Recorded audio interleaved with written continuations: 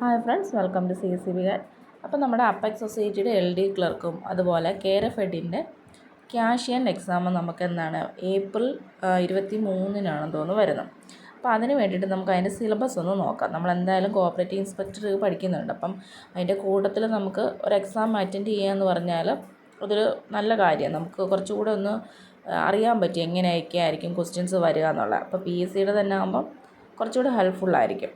അപ്പം നമുക്കതിൻ്റെ സിലബസ് എന്താണെന്ന് നോക്കാം. First, origin and development of corporation and principles of corporation.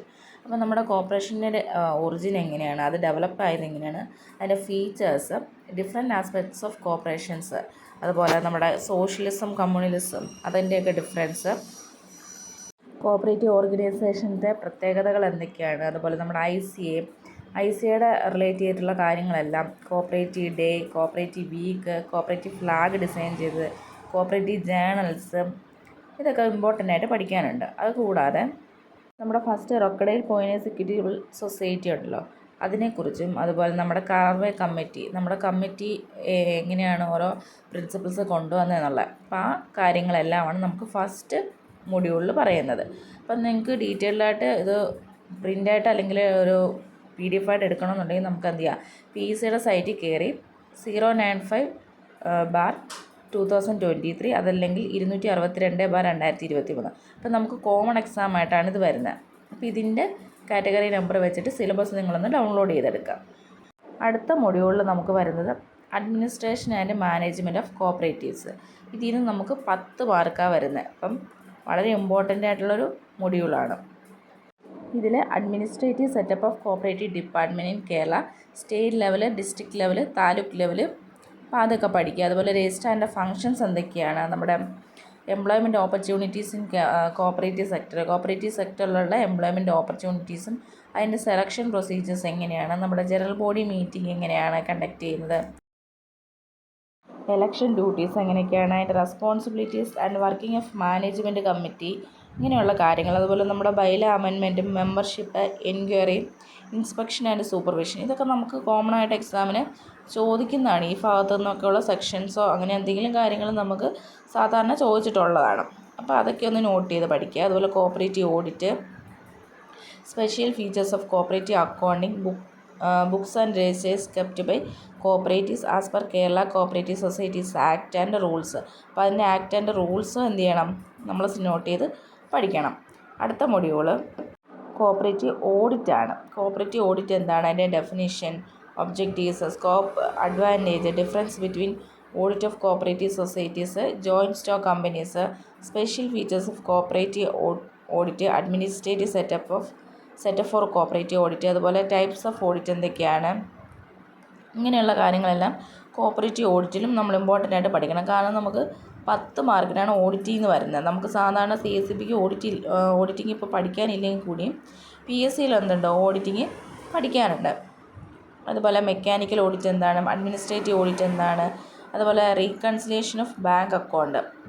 നമുക്ക് അക്കൗണ്ട്സിൽ നിന്ന് അങ്ങനെ ഒരു മൊഡ്യൂൾ പറയുന്നില്ലെങ്കിലും അക്കൗണ്ട്സിൽ നിന്ന് നമുക്ക് ബാങ്ക് റീകൺസിലിയേഷനൊക്കെയാണ് അവർ പറയുന്നത്. അല്ലാതെ നമുക്ക് അക്കൗണ്ട്സ് ബേസിക്കായിട്ടുള്ള കാര്യങ്ങളൊന്നും നമുക്ക് സിലബസിൽ പറയുന്നില്ല. ഇനി കോഓപ്പറേറ്റീവ് ഓഡിറ്ററിൻ്റെ ഡ്യൂട്ടീസും power and liabilities, audit report എപ്പോഴാണ് സമർപ്പിക്കേണ്ടത്, അല്ലെങ്കിൽ ഓഡിറ്റ് സർട്ടിഫിക്കറ്റ് എപ്പോഴാണ് കൊടുക്കേണ്ടത്, ഫീസ് എങ്ങനെയാണ്, അല്ല ഈ ഓഡിറ്റിൻ്റെ ബേസിൽ എങ്ങനെയാണ് സൊസൈറ്റീസിനെ ക്ലാസിഫൈ ചെയ്യുന്നത്, ഇങ്ങനെയുള്ള കുറേ കാര്യങ്ങളാണ് കോഓപ്പറേറ്റീവ് ഓഡിറ്റിൽ പഠിക്കാനുള്ളത്. ഇനി അടുത്ത മൊഡ്യൂളിൽ ഡിസ്പ്യൂട്ട് മാനേജ്മെൻറ്റ് ഇൻ കോഓപ്പറേറ്റീവ്സ്, അതിൽ നിന്ന് നമുക്ക് 5 മാർക്കിനാണ് പറയുന്നത്. അപ്പോൾ disputes in cooperatives, arbitration and it's procedures, award, enforcement of award, execution and it's procedures, recoveries, attachment of property, power of cooperative arbitration court, അങ്ങനെയുള്ള കാര്യങ്ങളാണ് നമുക്ക് 4th മൊഡ്യൂളിൽ. 5-മത്തേൽ നമുക്ക് വൈൻഡിങ് അപ്പും അതുമായിട്ട് റിലേറ്റ് ചെയ്തിട്ടുള്ള ഡിസൊല്യൂഷൻ കോഓപ്പറേറ്റീവ് സൊസൈറ്റീസിൽ നിന്ന് 5 മാർക്ക് വരുന്നുണ്ട്. നമ്മൾ ലിക്വിഡേറ്റർ അപ്പോയിൻറ്റ് ചെയ്യുന്നതും ലിക്വിഡേറ്റർ എങ്ങനെയാണ് നമ്മുടെ വൈൻഡിങ് അപ്പിലേക്ക് കൊണ്ടുവരുന്നതും അതിന് വേണ്ടിയിട്ടുള്ള പ്രൊസീജിയർ എന്തൊക്കെയാണെന്നുള്ളതാണ് 5-മത്തെ മൊഡ്യൂളിൽ പറയുന്നത്. 6th മൊഡ്യൂളിൽ നമുക്ക് types of cooperatives in Kerala, organisation structure of cooperatives in Kerala, types of cooperative credit institution structure in Kerala.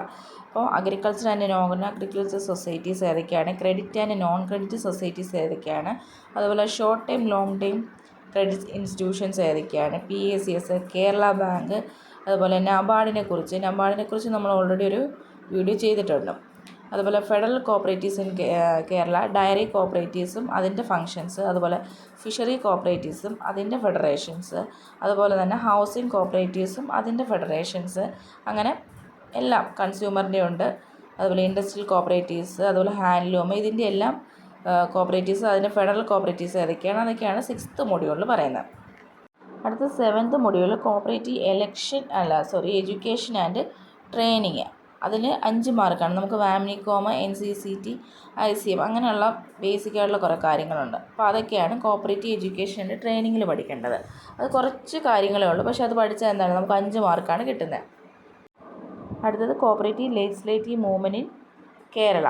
അതിൽ നിന്ന് നമുക്ക് 5 മാർക്കാണ്. നമ്മൾ ഓൾറെഡി അതിൻ്റെ വീഡിയോ ചെയ്തിട്ടുണ്ട്. അതായത് നമ്മുടെ history of cooperative legislation in കേരളയും ഹിസ്റ്റോറിക്കൽ ബാക്ക്ഗ്രൗണ്ടും, Cochin cooperative societies act, Madras cooperative societies act എന്താണ്, അതുപോലെ ട്രാവൻകൂർ കൊച്ചിൻ കോപ്പറേറ്റീവ് സൊസൈറ്റീസ് ആക്ടും ഫീച്ചേഴ്സും ഒക്കെ, അതുപോലെ നമ്മുടെ കേരള കേസസ് ആക്ട് 1969 ഇതൊക്കെ ചേർത്തിട്ട് നമ്മളൊരു വീഡിയോ ഓൾറെഡി ചെയ്തിട്ടുണ്ട്. ആ വീഡിയോ ഒന്ന് കണ്ടു നോക്കുക.